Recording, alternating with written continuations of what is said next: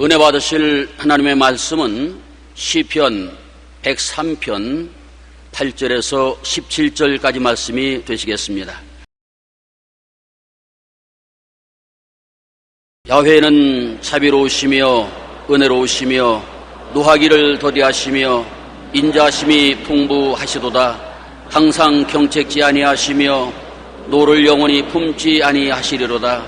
우리 죄를 따라 처치하지 아니하시며 우리 죄악을 따라 갚지 아니하셨으니 이는 하늘이 땅에서 높음같이 그를 경외하는 자에게 그 인자심이 크심이로다. 동이 서에서 먼 것 같이 우리 죄가를 우리에게서 멀리 옮기셨으며 아비가 자식을 불쌍히 여김같이 야훼께서 자기를 경외하는 자를 불쌍히 여기시나니 이는 저가 우리 체질을 아시며 우리가 진토임을 기억하심이로다. 인생은 그 날이 불과 같으며 그 영화가 들의 꽃과 같도다. 그것은 바람이 지나면 없어지나니 그곳이 다시 알지 못하거니와 야훼의 인자하심은 자기를 경외하는 자에게 영원부터 영원까지 이르며 그의 의의는 자손의 자손에게 미치리니. 아멘.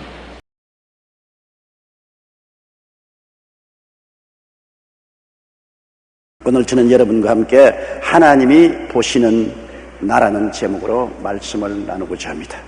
자식들은 부모 슬하에서 자라는 동안 내내 부모님이 나를 어떻게 보시고 생각하시느냐 관심을 기울이는 것입니다. 학교에서는 선생님이 나를 어떻게 보시냐 신경을 늘 곤두세웁니다. 직장에서는 직장의 상사가 나를 어떻게 보나 하고 살피게 되는 것입니다.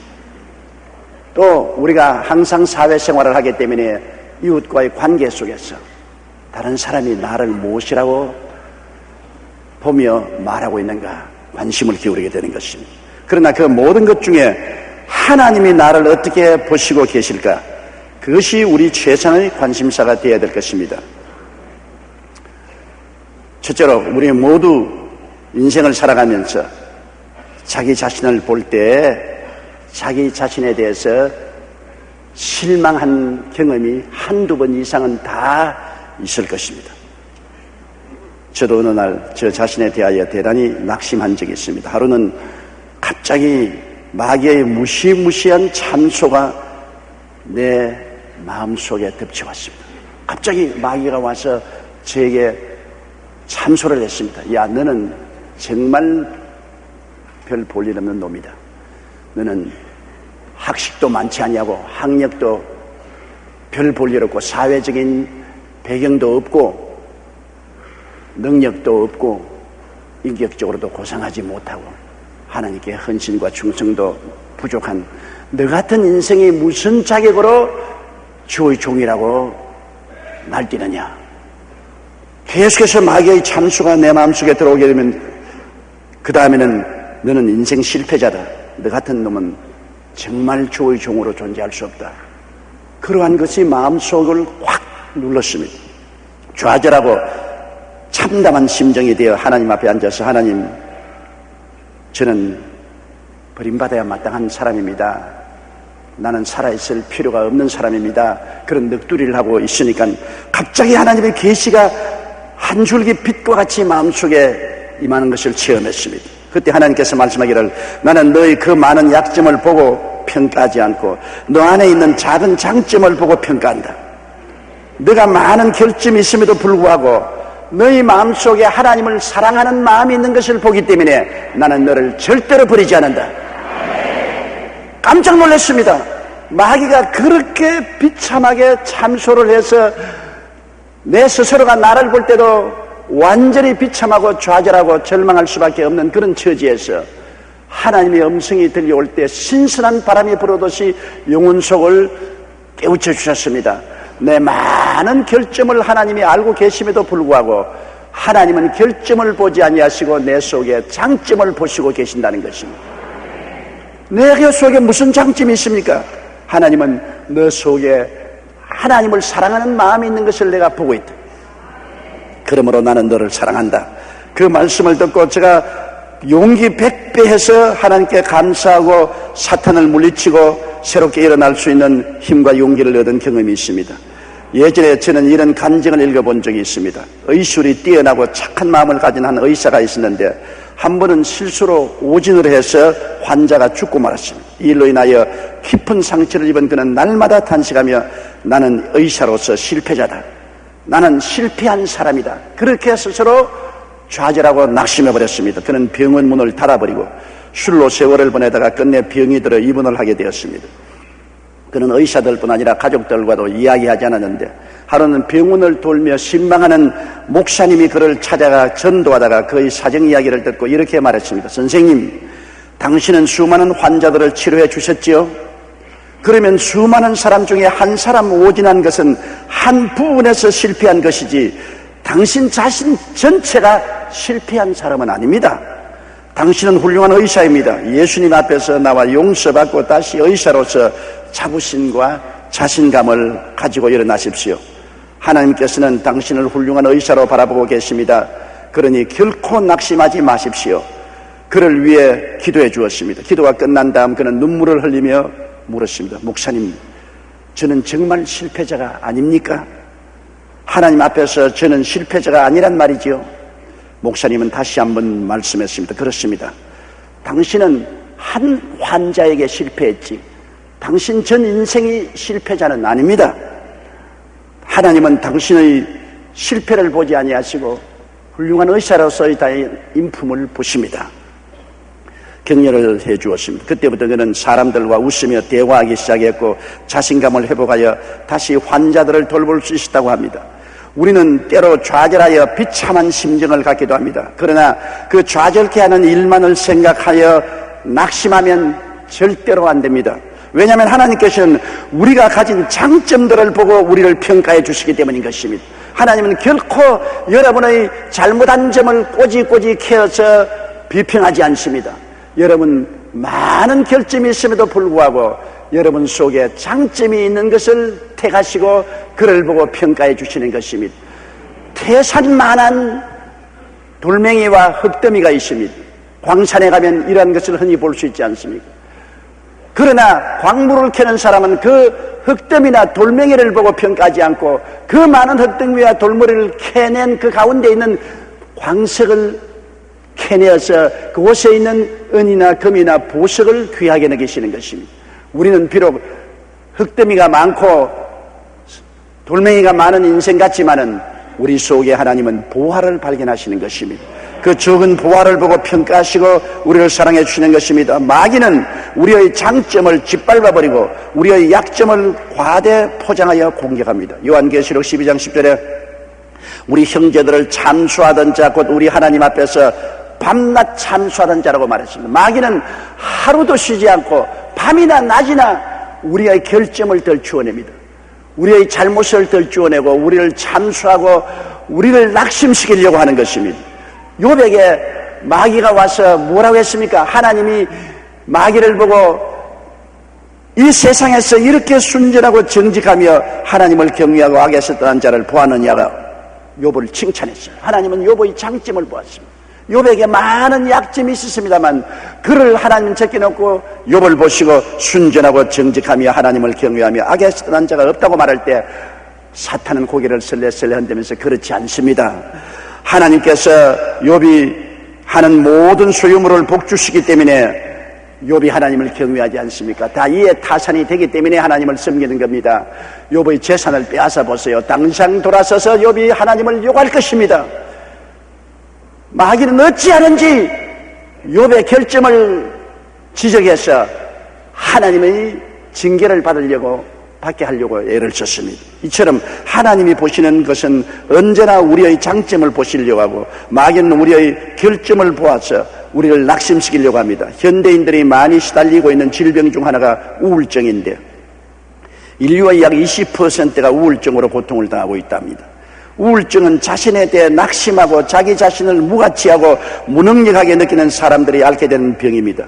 우울증에 걸린 사람은 자신감이 없기 때문에 매사에 의욕이 떨어지고 만사가 귀찮아집니다. 그러다 보면 육체적으로도 쉽게 피곤함을 느끼게 되고 수면 장애를 가져올 뿐 아니라 심한 짜증과 슬픔에 빠지는데 증상이 심해지면 자살을 시도하기도 합니다.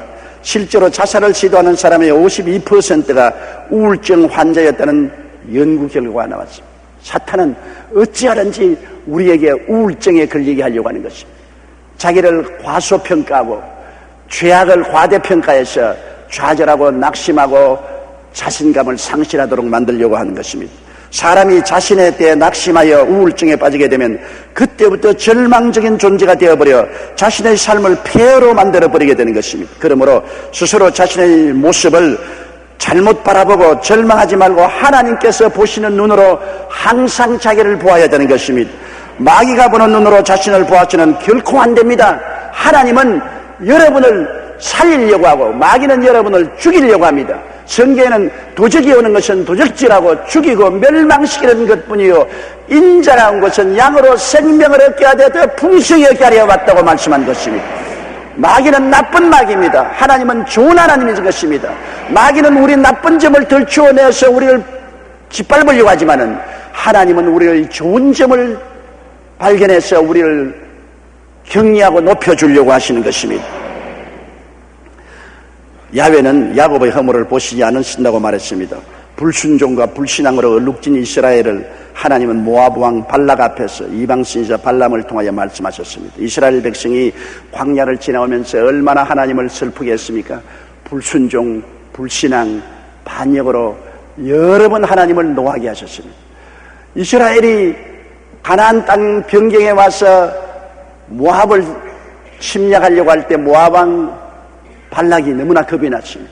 이방인 선지자 발람을 청에다가 이스라엘을 저주해 달라고 했었습니다. 발람이 이스라엘을 저주하기 위해서 발락이 만든 제단 앞에 섰을 때 하나님의 성령이 이방 선지자 발람에게 임하여서 뭐라고 말한 줄 압니까? 그렇게 불순종과 불신앙으로 얼룩진 이스라엘을 하나님은 모압 왕 발락 앞에서 긍정적으로 말씀했습니다. 민수기 24장 18절로 24절에 발람이 노래를 지어 가로되 발락이여 일어나 들을지어다. 십보로의 아들이여 나를 자세히 들으라. 하나님은 인생이 아니시니 시근치 않으시고 인자가 아니시니 후회가 없으시도다. 어찌 그 말씀하신 바를 행치 않으시며 하신 말씀을 실행치 않으시랴. 내가 축복의 명을 받았으니 그가 하신 축복을 내가 돌이킬 수 없도다.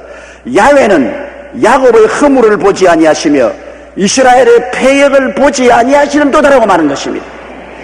그렇게 허물이 많고 패역이 많지만은 하나님 앞에서는 원수 모압 왕 발람 앞에서 선지자 발락을 통하여 말씀하시기를 야훼는 야곱의 허물을 보지 아니하시며 이스라엘의 패역을 보지 아니하신다고 말씀한 것입니다. 하나님은 여러분의 허물을 보시려고 하지 않습니다. 여러분의 패역을 보시려고 하지 않습니다. 여러분 속에 그래도 하나님을 사랑하고 순종하려는 그 장점의 불씨를 보시고 그를 살리려고 하시는 것입니다. 마귀는 항상 여러분의 허물을 들추어내고 패역을 들추어내어서 파멸시키고 좌절시키려고 한다는 것을 잊지 말아야 될 것인 것입니다. 하나님은 우리를 긍휼히 여기신다는 것을 오늘 시편 말씀을 통해서 읽지 않았습니까? 다시 한번 들어보십시오. 시편 103편 8절로 17절입니다. 야훼는 자비로우시며 은혜로우시며 노하기를 더디하시며 인자하심이 풍부하시도다. 항상 경책지 아니하시며 노를 영원히 품지 아니하시리로다. 우리의 죄를 따라 처치하지 아니하시며 우리의 죄악을 따라 갚지 아니하셨으니 이는 하늘이 땅에서 높음같이 그를 경외하는 자에게 그 인자하심이 크심이로다.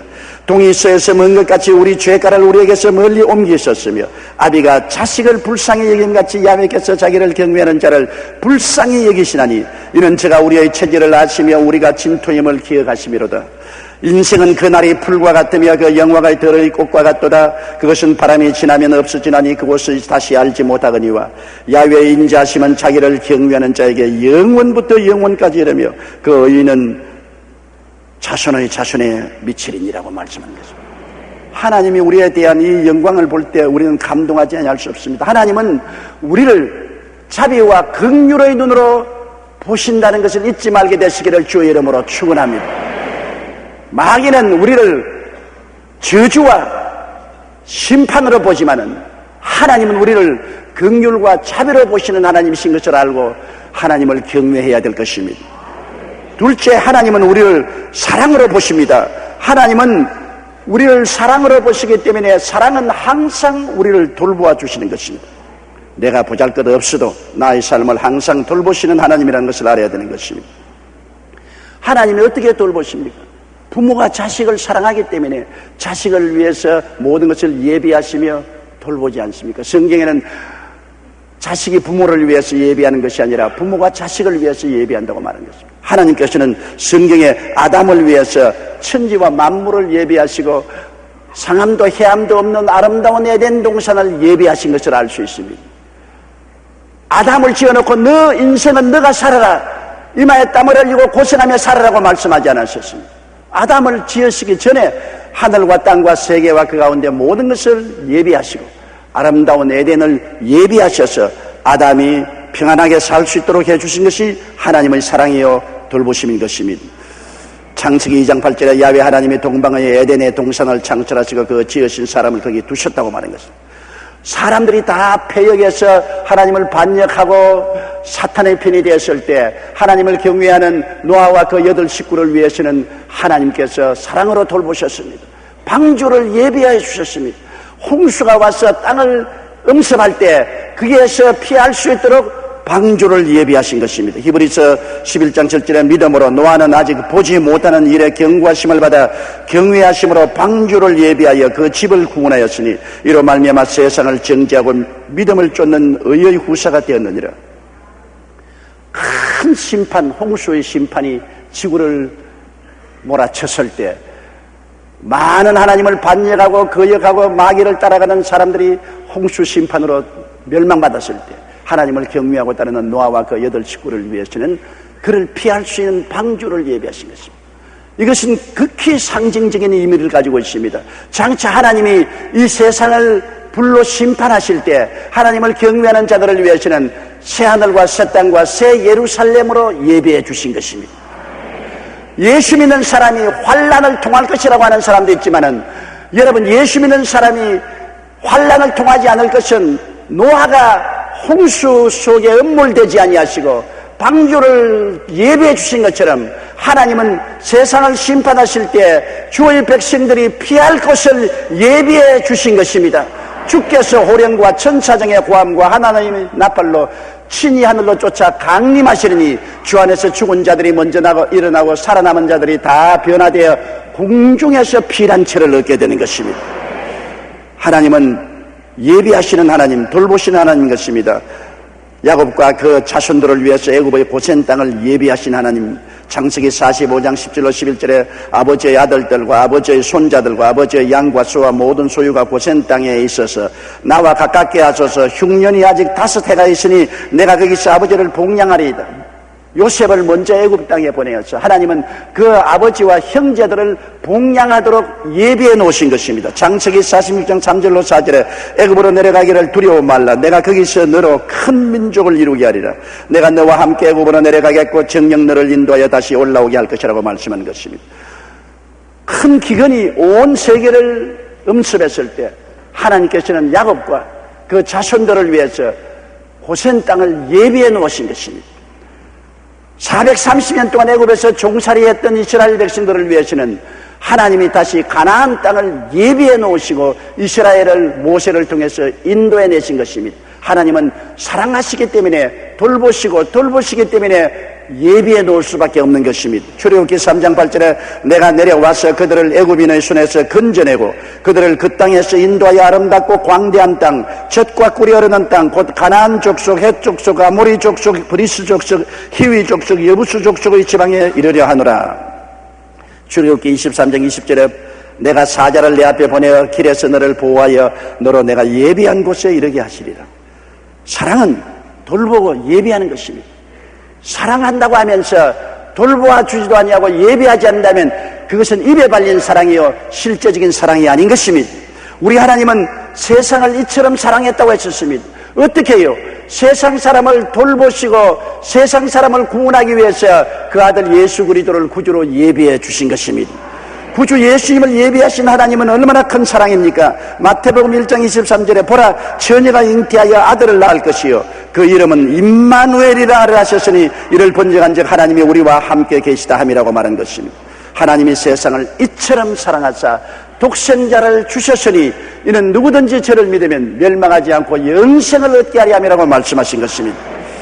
하나님께서는 우리를 사랑하시기 때문에 돌보시기 때문에 우리의 미래를 다 예비해 주신 것입니다.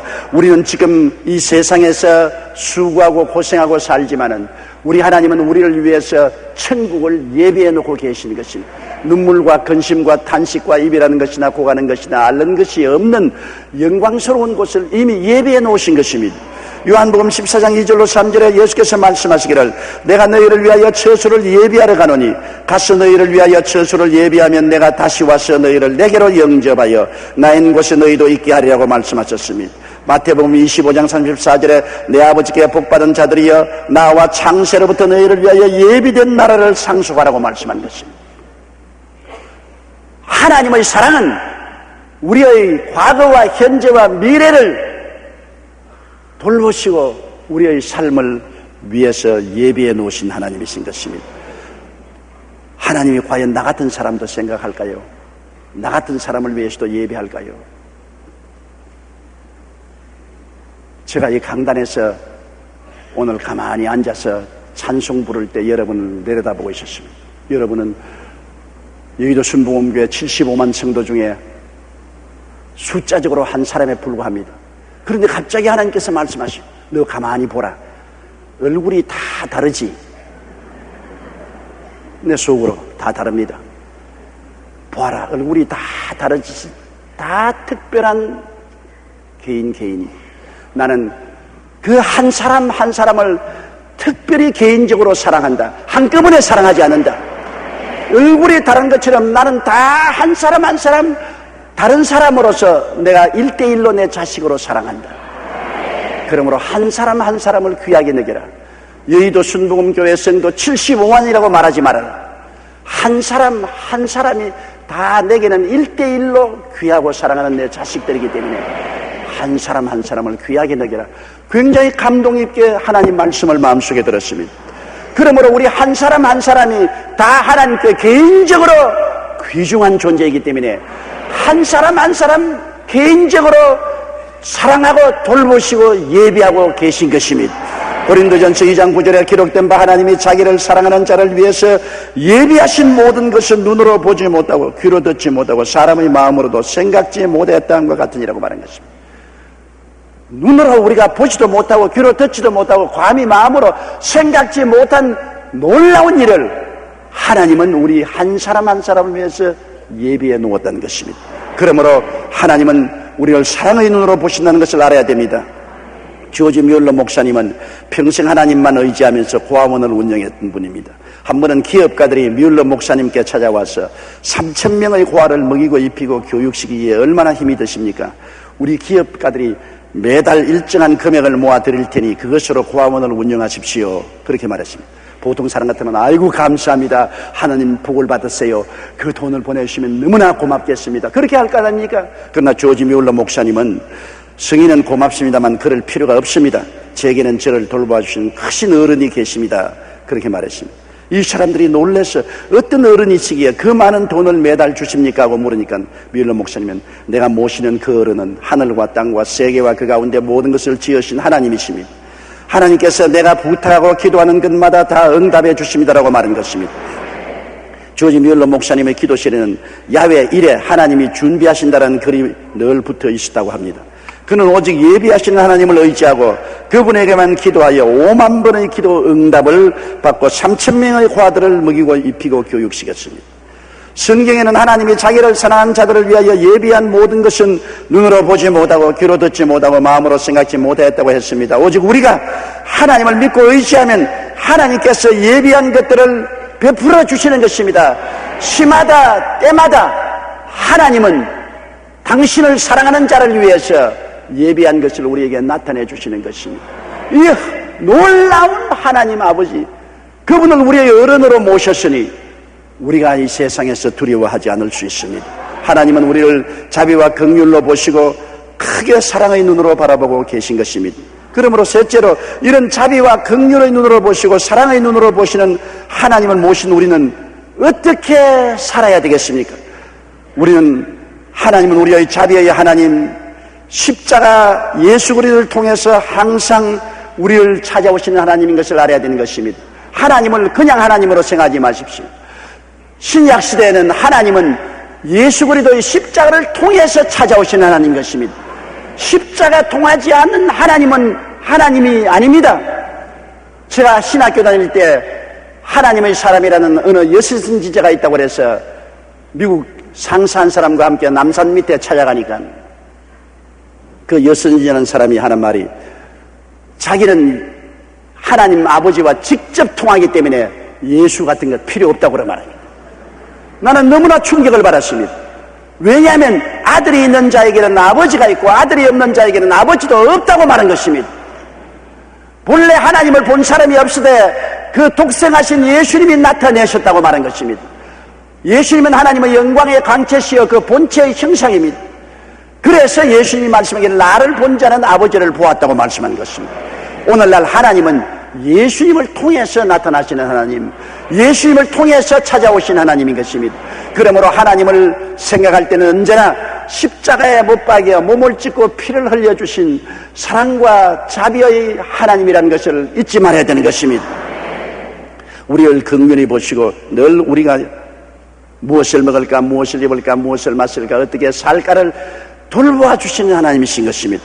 아비가 자식을 불쌍히 여김같이 야훼께서 자기를 경외하는 자를 불쌍히 여기신다고 말한 것입니다. 성경에는 하나님은 긍휼을 원하시고 제사를 원치 않는다고 말씀하셨습니다. 제사는 무엇입니까? 죄를 지은 사람을 대신해서 짐승이 심판을 받아 목을 따서 피를 흘려 죽이는 것을 말합니다. 제사는 죄에 대한 심판을 말하는 것입니다. 하나님께서는 성경에 말하기를 나는 자비를 원하고 제사를 원치 않는다, 나는 심판보다는 용서와 사랑을 원한다고 말씀하는 것입니다. 하나님은 여러분 심판받기를 원하지 않습니다. 여러분에게 사랑과 자비와 용서와 긍휼을 베풀기를 원하시는 것입니다. 이번 정부 발표해 보니까 8.15 기념일에 650만 명의 범죄자들을 대통령께서 무죄 방림할 계획이라고 말했습니다. 비난한 사람도 많습니다만 나는 굉장히 마음이 뜨거워졌습니다. 왜냐? 하나님의 심정인 것입니다. 하나님은 제사를 원치 아니하시고 긍휼을 원하시는 것입니다. 국민 대단합을 위해서 용서와 사랑으로 품는 것이 채찍으로 때리는 것보다 낫다는 것을 알아야 되는 것입니다. 채찍도 필요하지만 채찍보다도 사랑이 더 필요한 것입니다. 우리가 자식을 교육할 때 항상 채찍으로 종아리만 때리면 자식의 마음속에 부모에 대한 반발과 원한만 쌓여지는 것입니다. 채찍은 할 수만 있으면 적게 때리고 사랑은 많이 해줘야 되는 것입니다. 사랑이 사람을 변화시키는 것이지 채찍이 사람을 변화시키지는 않습니다. 하나님이 채찍을 때려서 사람을 변화시킬 수 있었다면 예수를 십자가에 못 박을 필요가 없는 것입니다. 하나님이 무슨 능력이 없고 권세와 위엄이 없어서 사람들을 심판하지 못하실 것 같습니까? 하나님이 명령 한마디 하시면 모든 생명이 초계같이 될 것인데, 그러나 하나님은 사람을 변화시키는데 율법과 심판과 채찍이 아닌 십자가의 사랑을 통해서 구원하고 변화시키려고 하신 것입니다. 그 말씀을 우리가 늘 잊지 말아야 됩니다. 나는 자비를 원하고 제사를 원치 아니한다. 저는 어릴 때 우리 형제간이 많았기 때문에 항상 싸웠습니다. 하루도 집안에서 9 형제간에 한두 사람 안 싸우는 사람이 없었어요. 그러면 저녁에 부모님이 장사하고 돌아오시면 서로 자기가 잘했다고 고발을 합니다. 우리 생각에는 우리가 잘했으니까 고발을 하면은 부모가 우리 편 들어주고 형이나 동생을 꾸짖을 줄 알았는데, 그럴 때마다 부모님은 우리의 고발을 원치 않으셨습니다. 제가 고발하면 어떻게 오빠가 되어서 여동생을 구박하느냐? 분명히 제가 잘못했잖아요. 그래도 네가 구박하는 거 듣고 싶지 않다. 부모는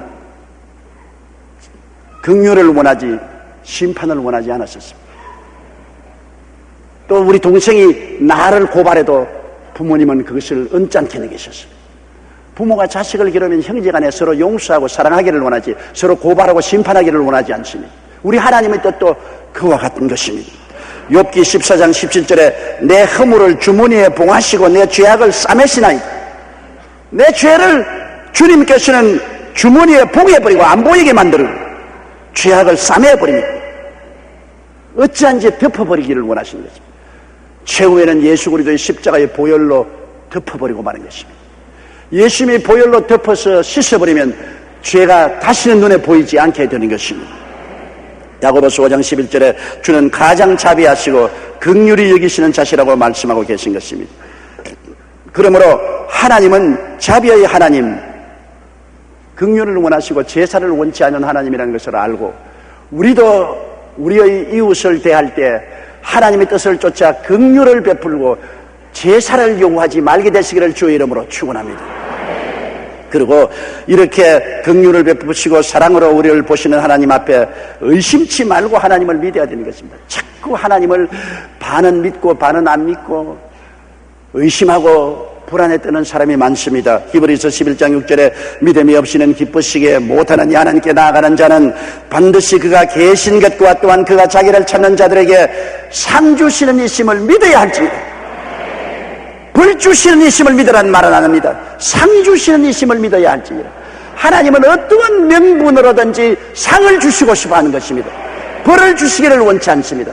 조그마한 잘한 것만 있어라도 하나님은 상을 주시기를 원하시는 좋은 하나님이라는 것을 알아야 되는 것입니다. 야고보서 1장 6절에 오직 믿음으로 구하고 조금도 의심하지 말라.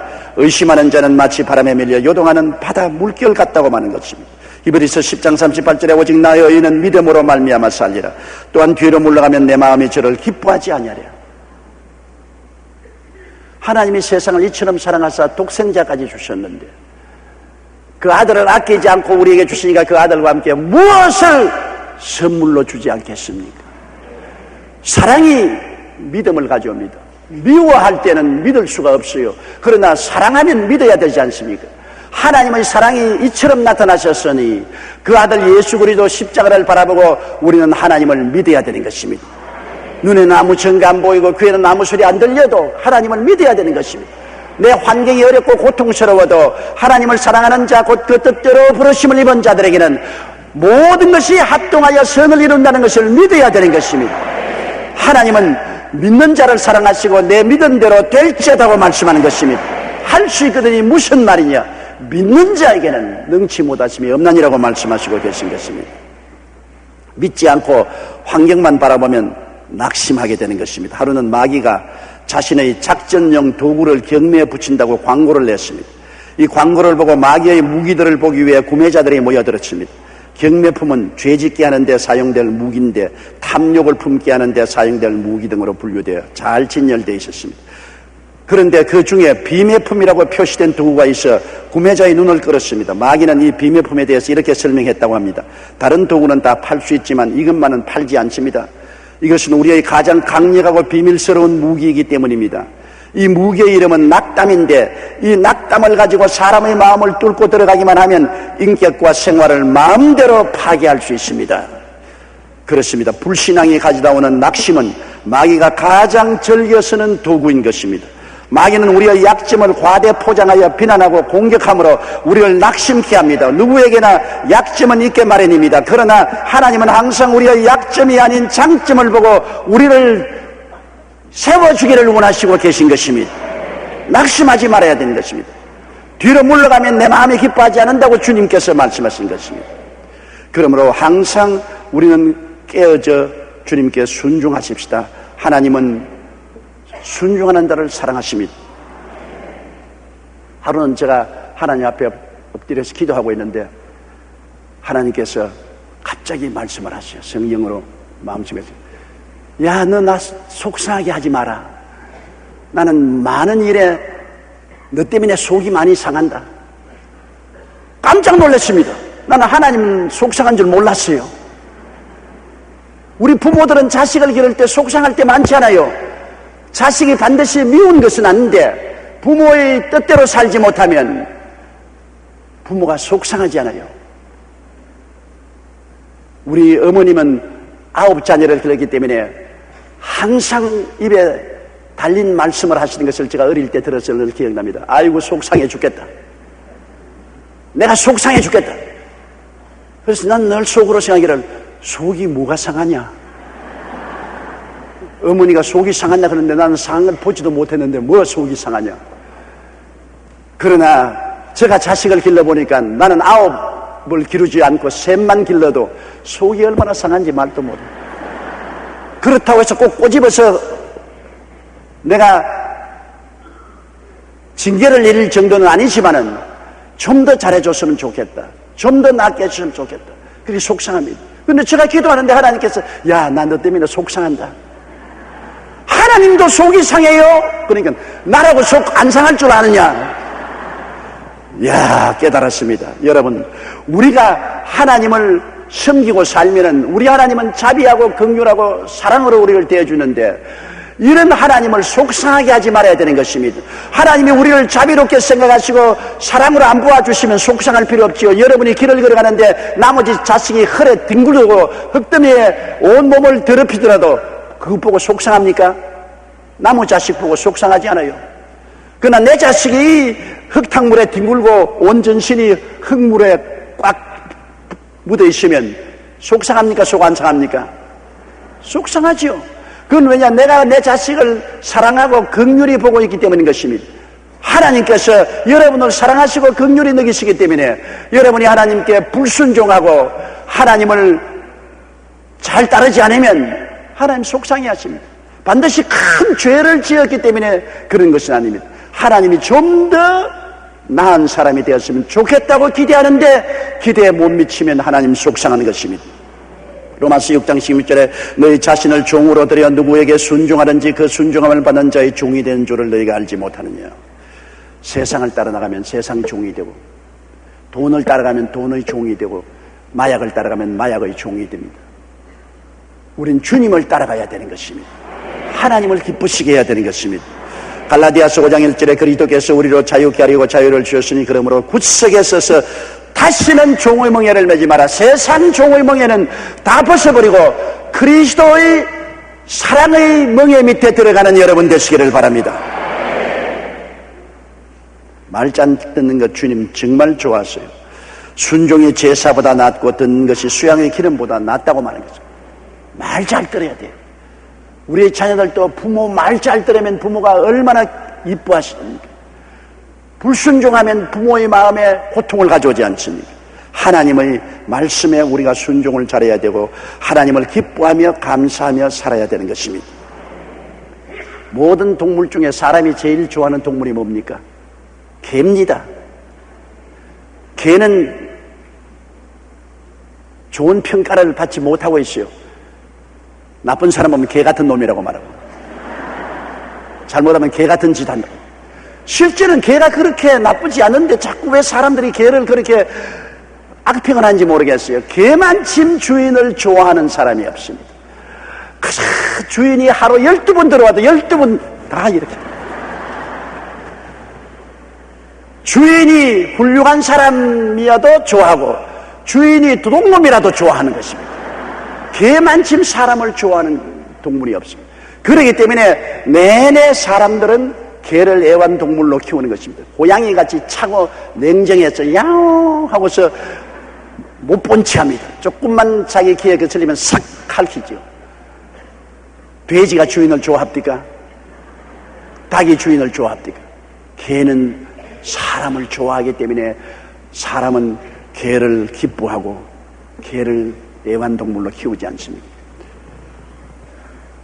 개 비유해서 안 되겠지만은 우리도 누구든지 상대를 기뻐하고 즐거워하면 그 사람을 좋아하는 것입니다. 자식도 많이 길러도 그 중에 특별히 부모를 기뻐하고 부모에게 감사하면 그 자식에게 더 애정이 가지 않습니까?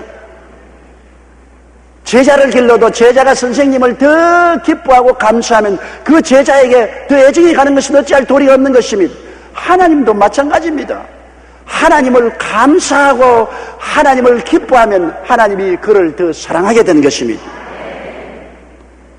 시편 103편 2절에 내 영혼아 야훼를 송축하며 그 모든 은택을 잊지 말라고 말한 것입니다. 하나님을 송축하고 기뻐하면 하나님이 은택을 주신다는 것입니다.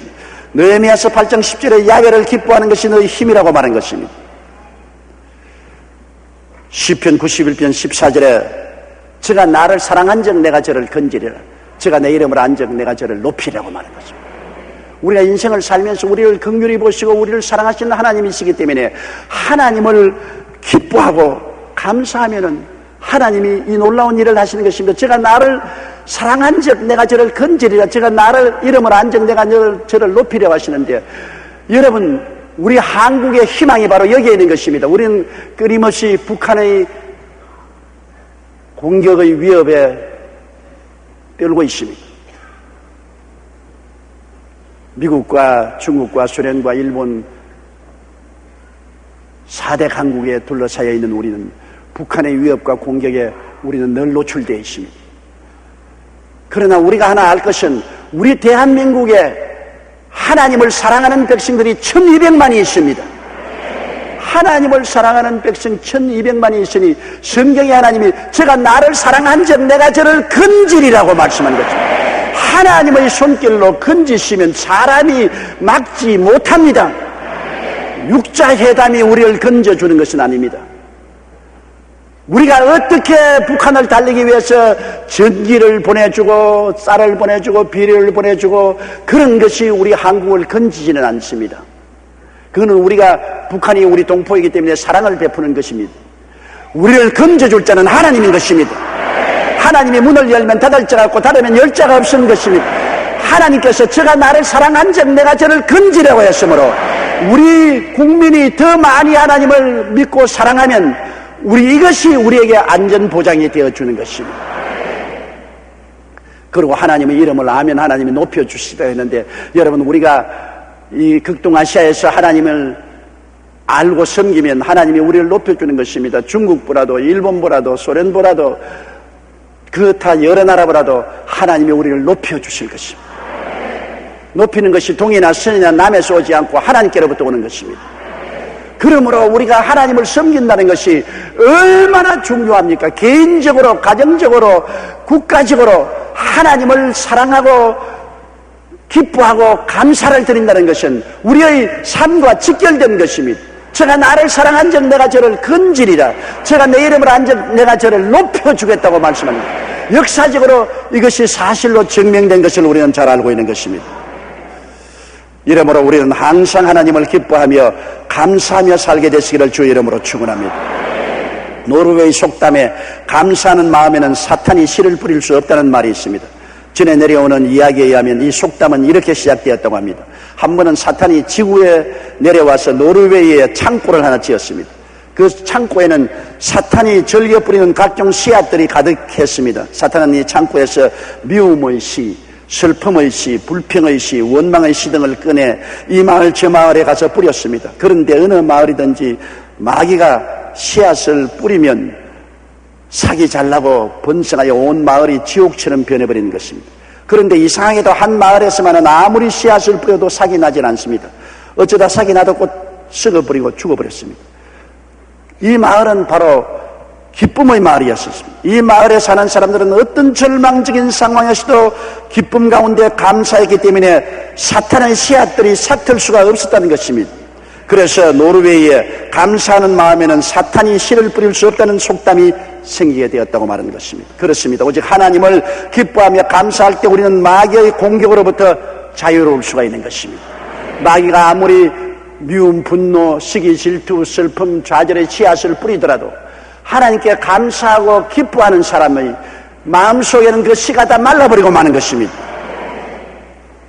삶은 빨리 지나갑니다. 삶 속에 귀중한 것도 다 꿈 같고 지나가고 나면 헛된 것밖에 없습니다. 오직 예수님 우리 구주와 하나님 아버지 외에는 다 나를 떠날 것입니다. 하나님만이 영원히 나를 자비와 긍휼로 보시고 대하여 주시고 영원히 나를 큰 사랑으로 바라보시고 품에 안아 주시는 것입니다. 하나님 아버지의 사랑과 예수 그리스도의 은혜, 그것만이 우리에게 영원히 남을 것입니다. 이러므로 사람이 나를 어떻게 보느냐, 부모가 나를 어떻게 보느냐, 선생이 나를 어떻게 보느냐, 상사가 나를 어떻게 보느냐, 이웃이 나를 어떻게 보느냐, 이것도 중요하지만 가장 중요한 것은 하나님께서 어떻게 나를 보시고 계신 것을 항상 마음에 올바르게 알아야만 된다는 것입니다. 하나님은 예수 그리스도의 십자가를 통해서 여러분을 자비와 긍휼로 보시며 여러분을 사랑으로 보시며 돌보시고 예비하시는 좋으신 하나님이라는 것을 늘 마음에 익히 알게 되시기를 주의 이름으로 축원합니다. 다 같이 고개 숙여 기도드리겠습니다. 사랑이 많으신 우리 아버지 하나님, 우리의 인생은 그 날이 풀과 같으며 우리의 영화는 들의 꽃과 같습니다. 바람이 지나가면 다 없어지고 맙니다. 그러나 하나님의 인자하심은 하나님을 경외하는 자에게 영원부터 영원까지 이르며 그 의인은 자자손손에 이른다고 말씀하셨습니다. 하나님 아버지여, 우리의 잘못을 보지 아니하시고 우리에게 장점을 들추어내어서 우리를 격려해 주시고 상 주시기를 원하시는 하나님 감사합니다. 언제나 사탄의 참소를 이기고 하나님의 은혜 속에 우리는 쑥쑥신앙이 자라게 도와주시옵시고 하나님을 사랑하고 하나님을 높이며 순종하고 믿고 의지하며 살게 하여 주시옵소서. 예수님 이름으로 기도드립니다. 아멘.